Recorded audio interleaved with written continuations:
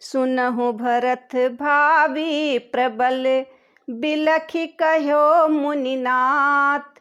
हानि लाभ जीवन मरण, जस अप जस विधि हाथ।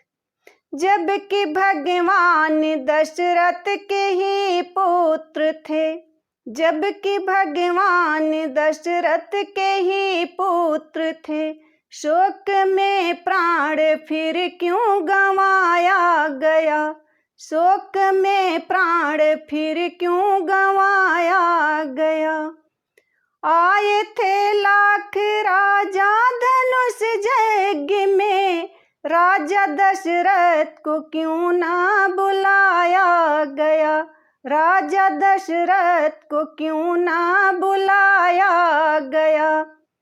पाए बलराम जंगल में रहने लगे, लाख गर्दिश का करना पड़ा सामना, लाख गर्दिश का करना पड़ा सामना। होती सोने की काया किसी की नहीं, होती सोने की काया किसी की नहीं। बाण मृगा पे फिर क्यों चलाया गया, बाण मृगा पे फिर क्यों चलाया गया। जबकि भगवान दशरथ के ही पुत्र थे।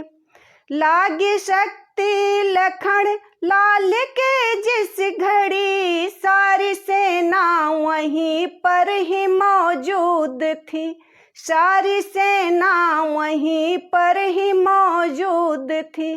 क्या था कारण कि लेने को संजीवनी, सिर्फ बजरंग बली को पठाया गया, सिर्फ बजरंग बली को पठाया गया।